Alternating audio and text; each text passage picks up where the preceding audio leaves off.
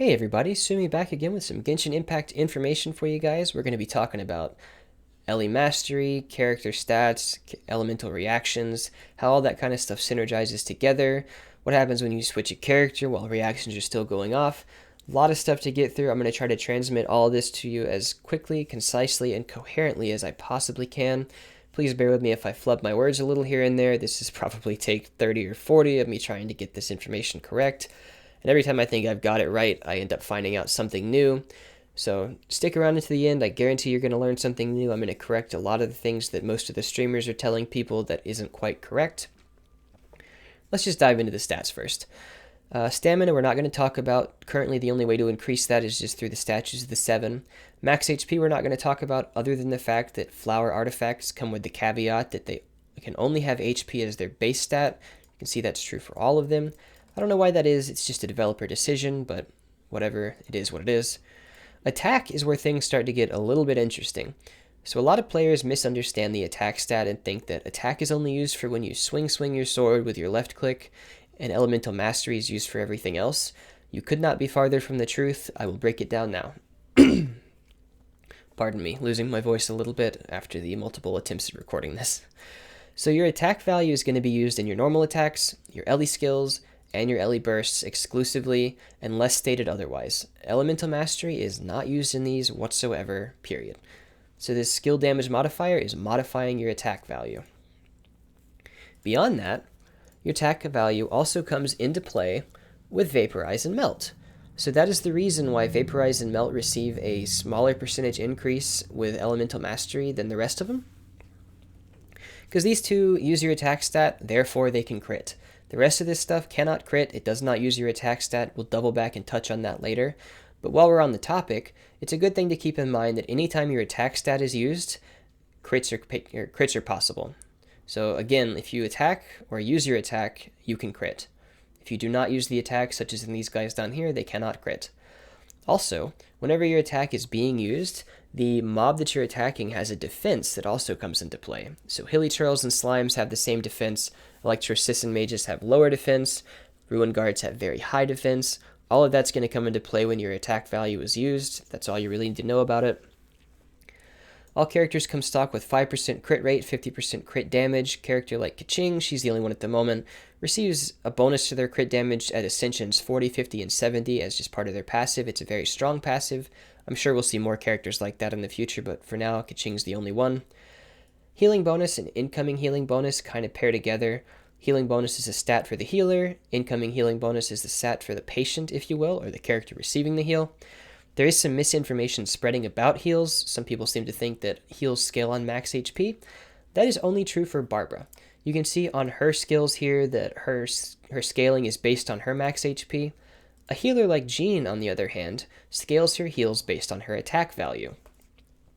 So just bear in mind, not all healers are created equally. You need to pay attention to what stat is actually used to scale heals before putting artifacts on them.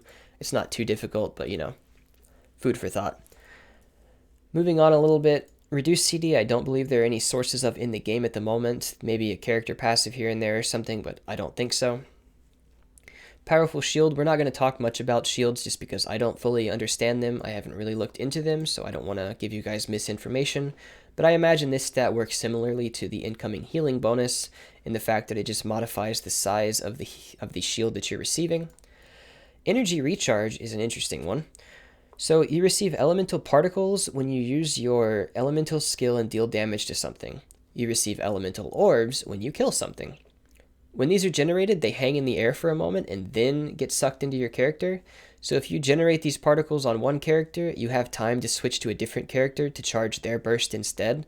It's very important that if you have a character who you're holding your burst on, for example, you don't want all these particles to be shooting into them because you're just wasting them. So just something to keep in mind. Nothing really more to go over there.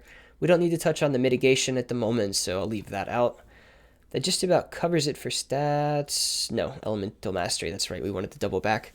So like I was saying, Vaporize and Melt use your attack stat, they use your Elemental Mastery, and they use the character level. Versus Overloaded, Superconduct, Electrocharge, Shattered, and Swirl that only use Elemental Mastery and character level. Now, it is very important that you understand that the stats of the character who procs the reaction are the stats that are used. No exceptions, all the time.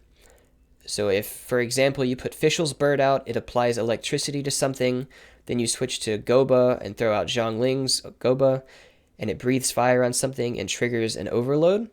The overload is going to be using the stats of Zhongling, since she was the one to apply the second element. So her character level, her elemental mastery are going to be used, period. And if there's, say for example, if something's got cryo on it and she does the same thing and melts it, her elemental mastery, her character level, and her attack value are what are going to be used. Now, before we move on, there is a discovery I made while trying to record this earlier. The attack value that's used in the Vaporize and the Melt is modified. So the Vaporize and Melt damage are modified by whatever this damage scaling is. So your attack is scaled on the elemental skill or burst, and then it is used in the formula for the overload, or not the overload, the melt or the vaporize damage. So in the video, you're going to see I use my burst to trigger a melt. I believe it's a melt, deals 6,300 damage on a crit.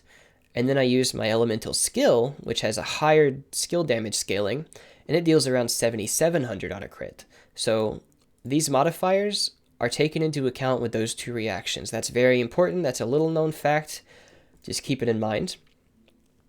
But I believe that just about covers it for the stat screen. Let me see if I can pull up an infographic for you guys. I will leave this in the description. These guys did a fantastic job of getting a nice visualization, so I'll link off to them in the description. We just need this to really quickly touch on these three elements: ice, fire, and wet. So you can think about this kind of like a Pokemon game. Water damage does a lot to fire, and then fire does a lot to ice. What that means is, if you vaporize an opponent by applying wet to existing fire, you get a 2 times damage bonus. If you go the opposite direction and apply fire to existing water, it's only a 1.5 times damage bonus. So there's still a bonus, but it's less so than if you did it the other way around. And you can think of that as like water puts out fire versus like fire doesn't do much to water is kind of how I remember it. Same thing for fire to ice. If you apply fire to ice, the melt gets a 2 times damage modifier. If you apply ice to fire, it's only a 1.5 times. I guess you can think of it like fire melts ice easily, but if you put like ice on fire, it creates some water or something. I don't know, just whatever helps you remember these things. Again, they use your attack stat. That's pretty much all we need this screen for. Now we're going to dive into some video evidence that I compiled. First, we're going to look at shatter damage.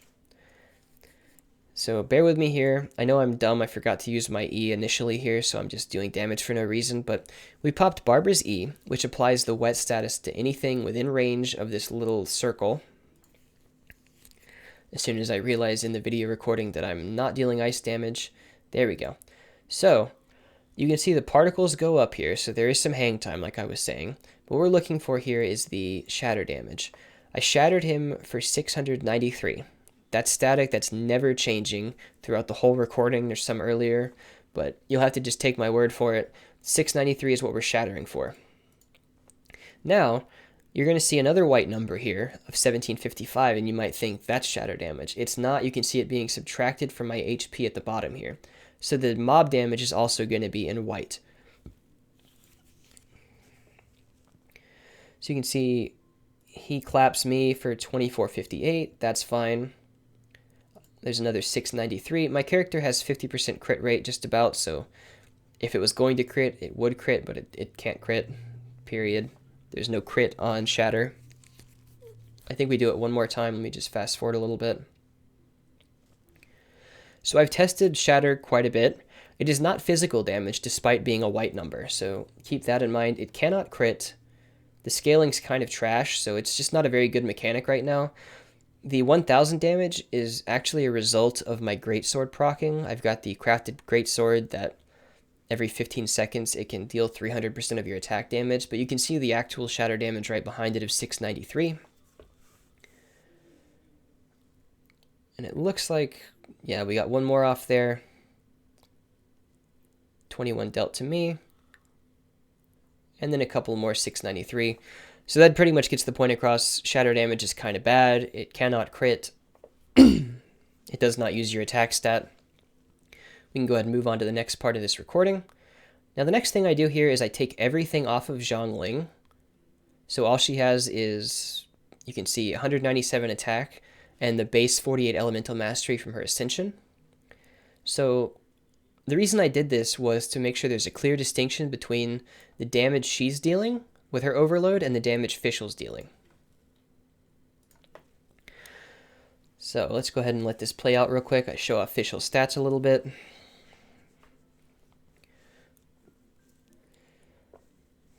So when we get up here, there are a couple of things that I've got to cover in a moment. So the first thing we're going to see here is that there is a slight deviation in the damage Zhongling does, and I'll explain my theory on that in a moment, but it doesn't really detract from the experience, so we'll just cover it when it gets there. At the same time, I switched to Barbara at one point here just to prove that the active character's stats are never used in the formula whatsoever for a reaction. Only the two characters, or the character who procs the reaction, only their skill is used for the reaction damage, which you'll see in a moment. So we go ahead and pop this guy twice to incapacitate him to make him easier to test on. That's a little gruesome. So you can see he's got the electric status above his head, and we're going to apply fire for some overload damage. So right here, we overload for 1582. Now this is an interesting phenomenon, because this damage increases in a moment, and let me tell you why I think that is. Zhongling's Constellation 1 makes it to where enemies that are affected by Goba's fire damage reduce their pyro resistance by 15%. So right now, keep in mind we're dealing 1582 damage. We drop Fischl's Bird. It deals 4052 overload damage because her level and her elemental mastery are so much higher. But then we breathe on him for 1802 damage, so 1802 damage this time. So I believe overload damage still looks to the pyro and possibly the electro resistance of a mob, because if you divide 1582 by 1802, you get like 0.87, which is very close to that 15%. That could indicate that the mob only has like 13% resistance, or it could just be a rounding error. But that's the only explanation for why this damage deviates here. And you'll notice that from here on, it stays at 1802. And then the same thing occurs on the next mob that we start. So I believe that pyro resistance reduction is the reason for the slight difference in damage there. But like I said, we stay at 1802 in a moment. So we've got Barbara out right now. And you can see that with Barbara on the field, it still dealt 4052 damage. Now my Barbara is level 50 and has like 50 LE mastery. This is the exact same number Fischl was dealing with her bird when she was on the field. So with that, we can surmise that even though Barbara is our active character, she is in no way adding to the damage dealt by overload. She has nothing to do with it. So even though these characters are on the back burner, they are still having their stats used for when these reactions occur. So just something to keep in mind. I think we get one more chance to test this. You'll notice that despite all the instances of the reaction, none of them crit because they cannot crit. Overload is not a crittable stat because it doesn't use, or a crittable reaction because it does not use your damage, or your attack rather. So I think we see maybe one more reaction here. Another 4052. Never crits. That pretty much gets the point across. I do have another mob that we kill in a moment down here, so you can see I've tested this fairly extensively.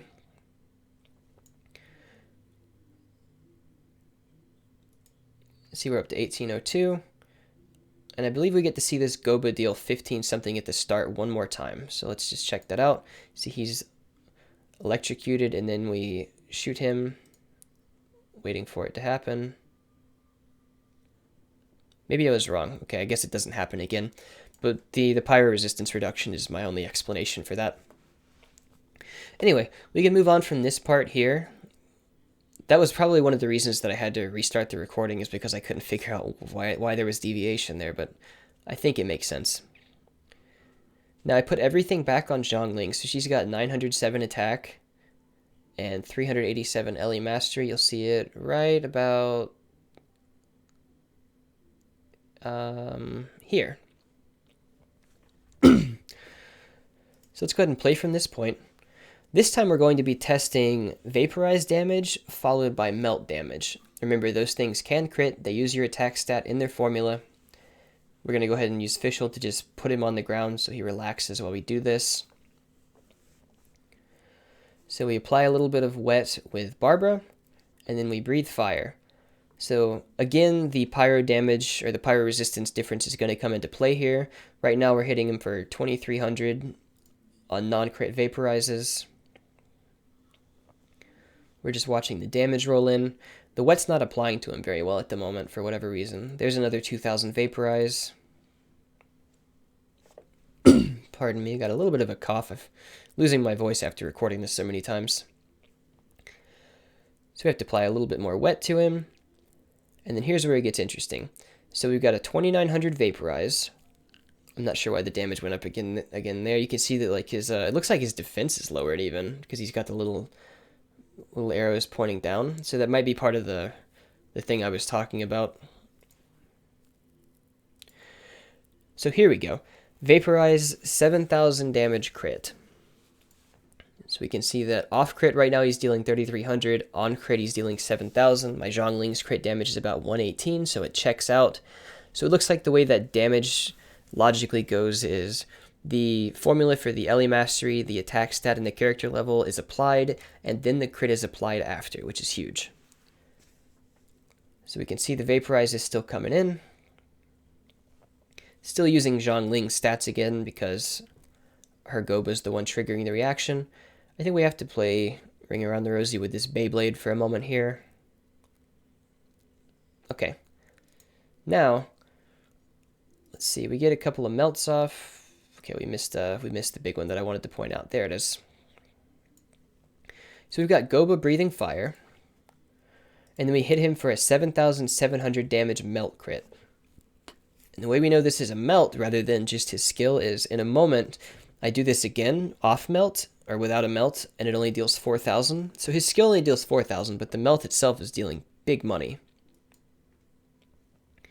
Okay, and he dies, and we go and find another Ruin Guard to test more on. Okay, so this time we put down Chongyun's E field first. What that does is it makes all normal attacks deal cryo damage. So we hit him for 4000 there, like I was saying, so that's how much his skill damage really does. There were the particles. So we put Goba down, poke him once to apply cryo to him with her basic attack, and then breathe on him for a 5500 damage melt crit. So you might be wondering, well, if fire is better to apply to ice than ice is to fire, then why did this just deal like 2200 less? Well, even though Zhongling has like 200 elemental mastery more, she's 10 character levels and 1000 attack lower than Chongyun. So even though she's got higher mastery, it doesn't balance out the fact that Chongyun's just got busted stats compared to her right now. So this damage is actually quite high. But again, ice to fire is a 1.5 multi, fire to ice is a 2 times multi, so that's why she's almost able to keep up. So let's just keep an eye on this. Okay, so this is very important, and this is something that I think a lot of people didn't know, and I don't know. I just dealt 7600 damage with Zhongling poking him for cryo damage inside of Chongyun's E. That should not be possible because her attack is so low. So what that indicates is, even though she's the one using her normal attack, it's Chongyun's E field that is technically triggering the reaction. So his stats are the ones that are being used when you apply the ice to the fire here. So even though he's not on the field and she's the one attacking, his E field is making this melt possible. So his E field is what is causing this damage number here. Kind of crazy. So that's a bit of another one-off situation. So you can see right here, there's the 6300 crit I was talking about. That's how we know that the modifiers from the elemental burst and elemental skill take effect, because it was a melt crit just like the other ones, except it did 1500-ish less because of the modifier. And then we see here, let's see, I thought there was another melt crit here. Let's see if there's one more. There was the last one, another 7633, this time with him attacking. So it's the owner of the field who is applying that melt crit, which is a very interesting little bit. I know that's kind of a lot to take in, some serious one-off situations. I'm not even sure that was intentional, but if you're a Chongyun player, it is very useful to know. So that's pretty much the end of the video. Hopefully you guys learned a little something there, or a lot of something. I understand you probably have to rewatch this a few times if you missed anything. But yeah, there is kind of a logical thing if you just spend some time staring at the screen and the way there's a separation between the elemental mastery reactions. If that did help you or you learned anything new, please leave a like. It means the world to me. Subscribe if you want more of this kind of stuff in the future. I'm constantly working on breaking down these different mechanics and recording chest routes and all that. As you can see, I've just about lost my voice at this point, so a like would be very much appreciated. Thanks so much for your time, guys. I'll see you in the next video. Take care.